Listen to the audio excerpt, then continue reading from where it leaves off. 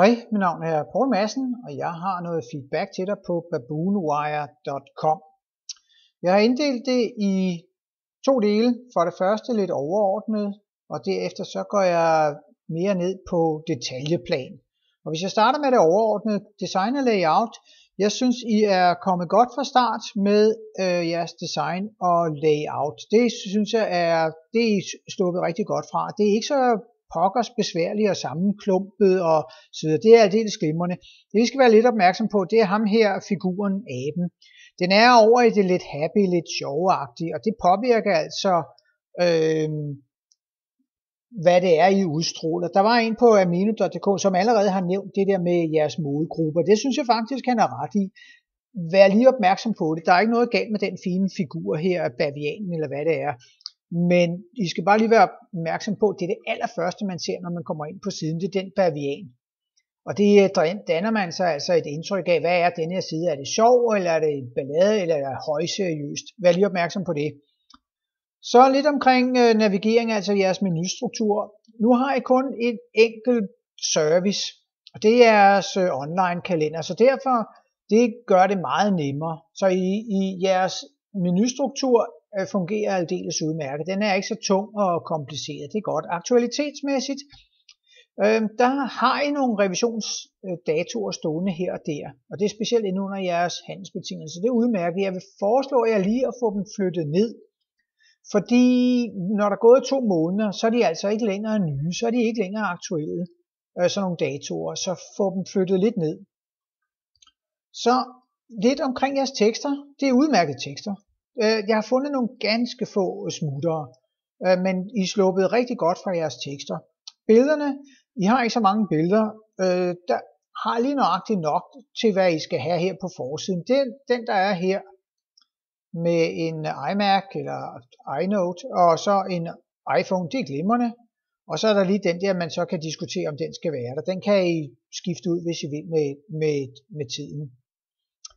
Så lidt omkring links, der har I mange interne links, det er udmærket. Jeg har ikke lagt mærke til så mange eksterne links. Jeg ved selvfølgelig ikke, hvad der linker ind, men hvad I linker udadtil, det kunne jo også hjælpe jer lidt til søgemaskineoptimering. Så prøv at finde nogle ting, I kan linke udadtil. Og det kan bare være sådan noget som inde under handelsbetingelser, hvor I linker udadtil mod købeloven. Det er bare et eksempel. Så det var det overordnede. Og så går jeg så lidt mere i detaljer. Der starter jeg her på forsiden. Jeg synes, det er et udmærket logo, I har. Det hælder lidt på skrå. Det gør det altså noget dynamisk og mere levende. Det synes jeg faktisk er glimrende. Så heroppe, der har I et login-punkt. Det vil jeg foreslå jer lige at lave noget tekst til. Fordi når jeg kommer ind på login, klikker og kommer ind her, så har jeg mulighed for at logge ind. Men hvad nu hvis folk kommer ind på sådan en side og tror, at de kan oprette et login? Det kan de sandsynligvis ikke, fordi de først får login, når de er abonnent. Men så skriv det. Så skriv, at denne login-side er for folk, der har abonnement. Det indikerer så samtidig, at folk, der ikke har abonnement, de kan ikke logge ind. Så forklarer I det samtidig. Det giver også, at I får lidt tekst på siden, så der er ikke noget tekst. Der er ikke engang menupunkter her. Det vil jeg foreslå jer også lige at få rettet. Det er ikke engang en rigtig side.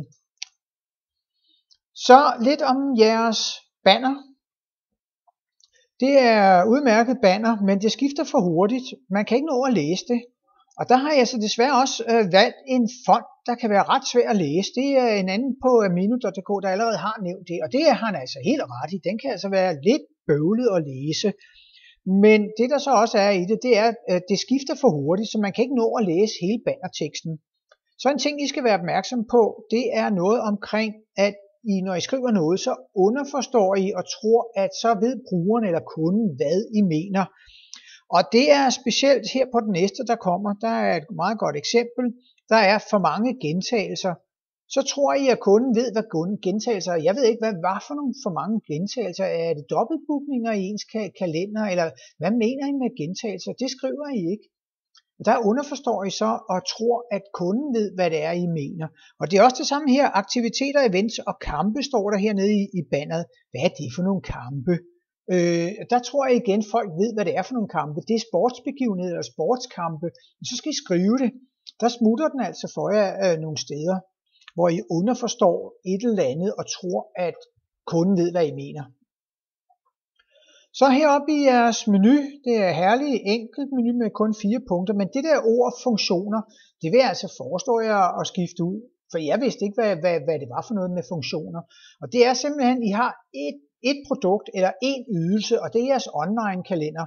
Så skriv det online kalender.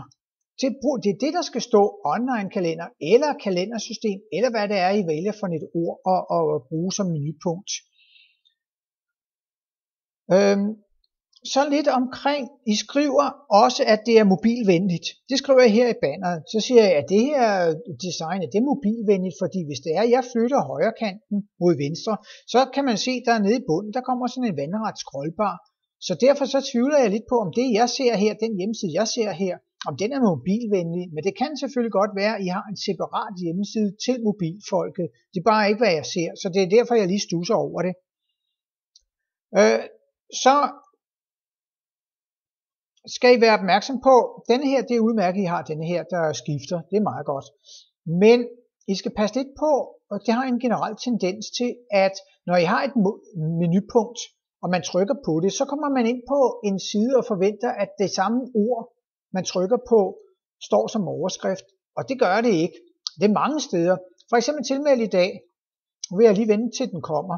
Hvis jeg trykker på tilmeld i dag, så kommer jeg så ind på en underside, men der står ikke noget med tilmelding. Der står prøv Babunwire gratis i 30 dage. Så kan jeg være i tvivl, at jeg egentlig kommer ind på den rigtige side. Det gælder sådan lidt generelt. Og det er lige nøjagtigt det samme her med priser. Så hvis jeg kommer ind på hvis jeg trykker her på priser, så forventer jeg altså at komme ind på en side, hvor der står noget om priser. Priser som overskriftord.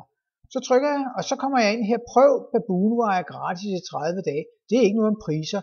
Og det gælder faktisk flere steder, hvor også om os, den er også galt, og kontakt er også galt. Og hvis jeg trykker på funktioner, så er den nemlig også galt. Der står der et ord her, funktioner. Det er så selvfølgelig, så er der overensstemmelse. Men der er det altså, jeg vil foreslå jer online kalender. Brug det ord i stedet for. Yes.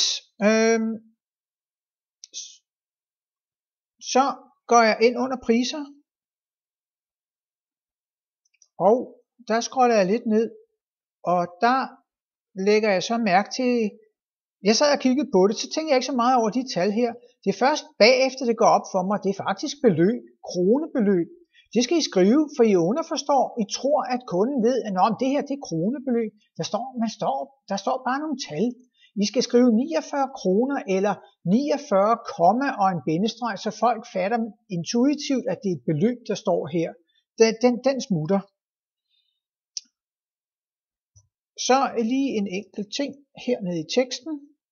Det er her, hvor I skriver prøveperiode til almindeligt abonnement kan foregå. Der skal stå foregå, ikke noget med foregår. Det er ikke en nutid, det er infinitiv, så væk med det er i foregår. Det er en af de få smutter, jeg er faldet over, og det er det, jeg siger, jeres tekster er aldeles udmærket. Så går jeg ind under om os, og der er den gal her, om os. Så kommer man ind på en side, hvor overskriften er vores mission. Det er fint, at I har vores mission glimrende, men der skal stå om os som hovedoverskrift. Så må I gerne længere nede have noget, hvor der står vores mission. Det synes jeg er glimrende. Så kommer jeg ned her, og der er nogle aldeles glimrende beskrivelser af, hvem I er. Det er lige nok det om os. Det er der mange steder, man læser. Så er det en salgstale. Det er det ikke her. Det er om os. Mød teamet bagved. Så endelig, der er der altså, det er ikke så mange steder. Jo, man ser det mange steder, men altså, alt for få steder kan finde ud af at skrive om sig selv. Det lykkes meget godt hos jer. En ting, jeg lige lægger mærke til, det er, at I har en forbandet lang linjelængde, altså alt for lang. Og det gælder på mange af siderne. I bruger hele kolonnebredden, det er ikke så heldigt. I skal prøve at se, om I ikke kan splitte det op i 2 kolonner. Det er gjort inde under kontakt også, og den side vil jeg også tage, fordi jeg kigger på de 2 billeder, der er her. De er meget små, men hvis jeg går ind under kontakt også, så kommer jeg og scroller ned, så kommer der et meget fint billede af jer. Det synes jeg, I skal flytte om på om os, og I må stadigvæk gerne fastholde de 2 billeder, hvor man ser jeres ansigter. Det er bare det her, det er rigtig godt, synes jeg. Det er lidt uskarpt, men altså, egentlig er det meget godt. Så er der det her med kontakt også. Der har I nemlig 2 kolonner, og det gør, at I ikke får så fandens bred linjelængde. Den synes jeg er udmærket. Så kan jeg lige så godt tage kontakt os med det samme, hvor jeg er her, og der er den gal igen. Kontakt står der, men så står der kun et klik væk. Der skal selvfølgelig stå kontakt heroppe. Og så har I her på siden, der har I et udmærket kontaktformular, altså det er forbandede lyse felter. Man kan dårligt læse, hvad det er, hvor det er, man skal placere cursoren eller musen. Og en anden ting, der vil jeg foreslå at fjerne det her felt med forening/virksomhed. Det kan man skrive nede i beskedfeltet, hvis det endelig er. Det er ikke nødvendigt.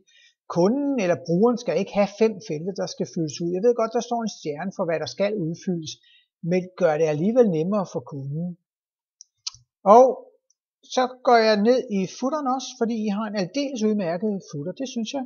Og hernede i bunden, der står navn og adresse og ikke telefonnummer, det står herovre. Det vil jeg foreslå at putte det lige ned i bunden også. Og så har jeg CVR-nummer, det er aldeles glimrende. Og det vil jeg foreslå jer også at lave her på kontakter os de samme oplysninger. Navn, adresse, telefonnummer og CVR-nummer. Eventuelt et Google Maps billede, der viser, hvorhenne i verden er vi egentlig. Er det 6.000 Kolding eller 4100 Ringsted? Et eller andet. Og så med det samme, jeg har footeren, der er betingelser og politikker. Den skal jeg altså skynde jer at få lavet om. Det er, jeg går ind under handelsbetingelser. Den er simpelthen forfærdelig. Ud med det, det er nummer. Det kan jeg lige så godt sige. I skal beholde det, I har, men I må for guds skyld ikke vise det på jeres hjemmeside. I skriver, vores handelsbetingelser er skrevet af advokater. Så er der straks nogle advarselslamper, der tænder for mig.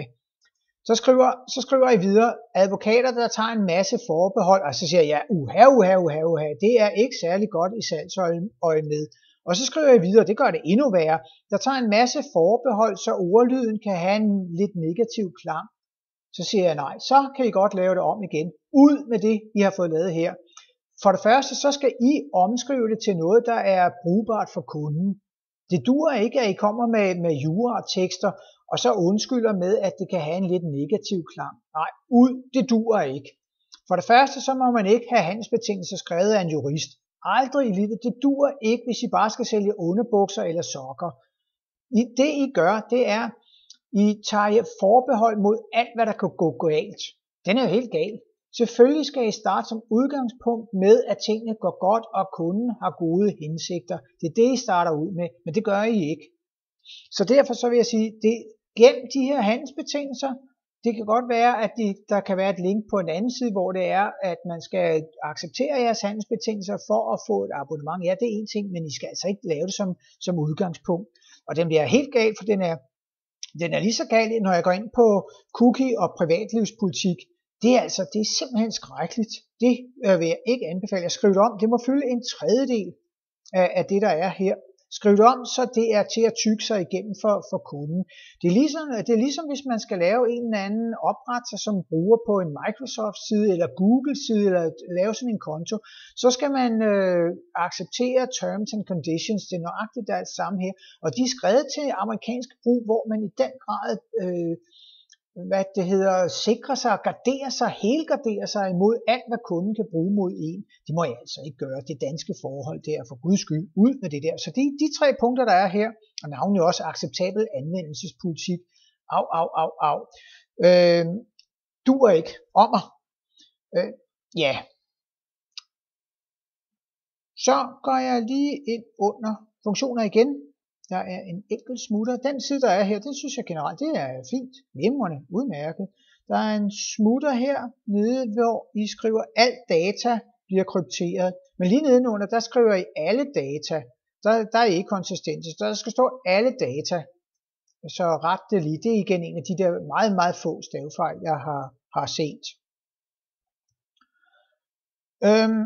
Inden under priser, der kunne jeg prøve at oprette et abonnement, og det gik jeg selvfølgelig ind og prøvede af, og det er udmærket købsflow, I har her. Opret nu, det er meget godt call to action, det synes jeg, det er glimrende. Så kommer man ind her, den synes jeg, i princippet kan I godt springe den over. Fordi man kan godt gå direkte til bestil nu, og så den tekst, der står her, står inde på den side, hvor man indtaster oplysninger. Det kan I lige overveje, om det ikke kan lade sig gøre, så sparer I et trin for kunden. Det er udmærket. Det her glimrende, nu har jeg ikke udfyldt data og går videre til næste, men købsflowet, det fungerer aldeles udmærket, det synes jeg. Yes, så var jeg lige inde og kigge på kildeteksten, og der lægger jeg mærke til title taggen heroppe, og det er det, man ser heroppe. Der står kun Baboo Wire. Der vil jeg foreslå jer, start med det ord, med det produkt eller den ydelse, I sælger, og det er online kalender. Så jeg vil foreslå heroppe i title taggen, der skal stå online kalender, Baboo Wire. En anden ting, det er, at jeg lægger mærke til, at I har ikke anvendt description. I skal ind i jeres CMS og finde, hvor er beskrivelsesfeltet, description-feltet. Det skal I have udfyldt. Det er ikke udfyldt, og det har noget at gøre med, når man googler jer. Så hvis I ikke har det felt udfyldt, så finder Google selv på et eller andet på jeres forside. Og nu går jeg lige tilbage til forsiden, og så er den rent faktisk, det ligner altså, at den har fået fat på menuen heroppe. Således at det, der står her, det er menupunkterne. Der vil jeg foreslå jer, at I skal skrive herinde i et description-felt, der skal I skrive en salgstekst. Og det kan være, at I skriver noget om, hvad man som bruger får ud af at bruge online-kalenderen. Og det er, så I skal starte med en online-kalender til dig for at gøre din hverdag nemmere og undgå overbookning eller et eller andet. Det skal I have som en kort salgstekst, så folk, når de googler jer, så får de altså en anden tekst her. Yes, det var også lige noget om kildeteksten. Så vil jeg foreslå jer det her med handelsbetingelserne. Jeg skriver tips og tricks på min egen hjemmeside, og jeg har faktisk lige nøjagtigt en template. Og det kommer også ud som nyhedsbrev, så I kan gøre det. Jeg skriver tips og tricks i min nyhedsbrev. I kan tilslutte jer nyhedsbrev, hvis I har lyst til det. Og I kan bruge den her, den kan I gå direkte ind på min hjemmeside apoma.dk og kigge på, og så tage den som et forslag.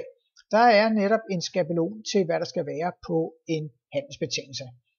Ja, det var, hvad jeg havde at sige, og jeg vil sige held og lykke med jeres projekt fremover.